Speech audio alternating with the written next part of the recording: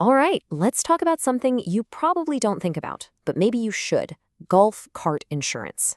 I know, it sounds kind of minor, but if you live in a gated community, this little detail can turn into a massive financial headache. We're going to get into why this is way more important than you think. This quote just nails it, doesn't it? So many of us feel this way. You're inside the gates, you're cruising at 10 miles an hour, it just feels like nothing can go wrong. It's your own little world, totally safe. But honestly, that exact feeling of safety, that's where the real risk begins. And here it is. This is the core myth we're about to bust wide open.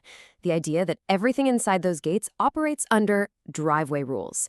And, it's an easy trap to fall into. There are no highways, no crazy traffic, just your neighbors and some nice landscaping. But what if that friendly, close-knit environment is the very thing that makes a little accident financially, well, huge? So let's dig into that. Why is being inside the gate a much bigger deal than you might realize? Well, the truth is, private roads don't get rid of liability. They just concentrate it. Suddenly you're surrounded by more people, more property, and way more potential for one tiny mistake to get very complicated very fast. See, here's the thing. Liability doesn't need high speeds or a 4-lane highway. All it really takes is contact, an injury, and a whole lot of confusion over who's supposed to pay. When you're weaving past people walking their dogs, kids on scooters, and all those expensive parked cars, one slow turn or a misjudged curb is all it takes for a minor bump to become a major problem with medical bills and, oh yeah, HOA reports. Okay, so let's talk about the three costliest assumptions people make about their golf carts. I'm talking about the blind spots that can lead to some really, really nasty financial surprises. First up, injuries happen fast, and often not in the way you'd expect.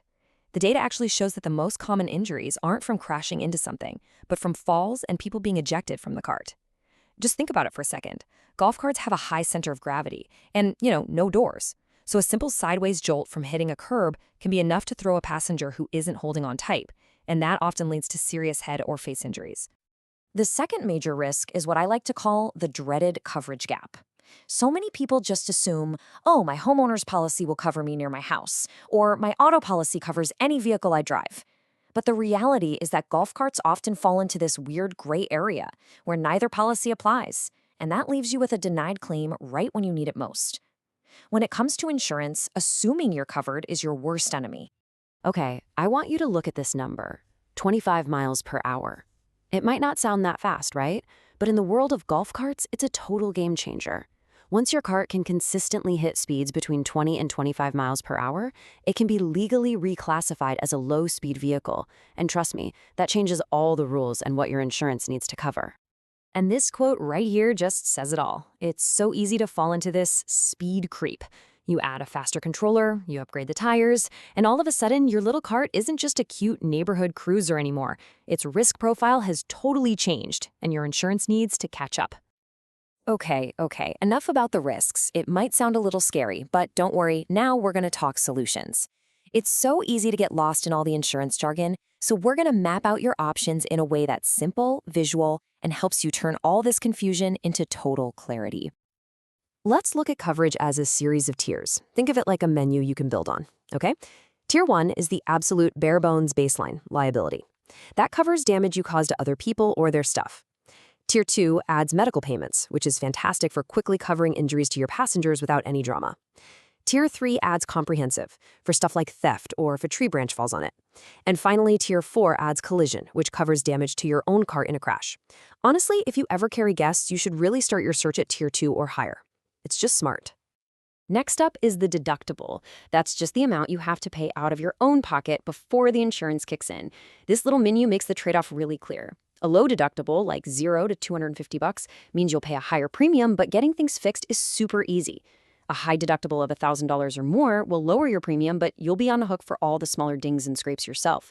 For most people, a $500 deductible is that perfect sweet spot. It balances cost with real peace of mind.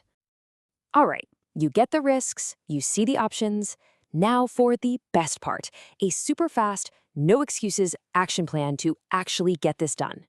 We're calling it the 15-minute quote sprint. This brings us to the first crucial question, right? Do you need a whole separate standalone policy, or can you just add an endorsement, which is basically just an add-on to your current policy to get covered? Instead of just guessing, let's figure it out. Here's a quick checklist to see if you need to be looking at a dedicated policy. Just think about these 5 questions. Does your cart ever leave your property line? Do you carry guests? Can it hit that 20-25 mile per hour mark? Does your HOA have specific rules for carts? And have you added any upgrades? If you answer yes to 2 or more of these, that's a really strong sign that you should be getting quotes for a dedicated policy. And here's how you can knock this out in just 15 minutes. Step 1. Lock in your cart's details. Make, model, top speed. Easy. Step 2. Pick a baseline coverage tier from that map we just looked at. Step 3. When you call for a quote, ask for variance. Get the price for 1 tier higher and 1 lower so you can see the real cost difference. Step 4 is critical. Ask the agent, where exactly is this cart covered? On the street? On the golf path? Get them to be specific. And finally, step 5. Get that final quote in writing. You know, this quote comes from a story about a tiny scrape with a parked SUV that became a total nightmare. It involved the HOA, an expensive sensor recalibration, the works. And the owner realized their confidence was built on pure assumption. The takeaway is just so powerful. Paying a little bit for clarity is so much better than paying for a huge, unexpected surprise down the road. And that really leaves us with this final question to think about. When you hop in your golf cart for a nice, relaxing cruise around the neighborhood, is your peace of mind coming from a real, documented insurance policy, or is it just coming from the hopeful assumption that nothing will go wrong? After today, you have all the tools to make sure it's the real thing. Thanks for tuning in.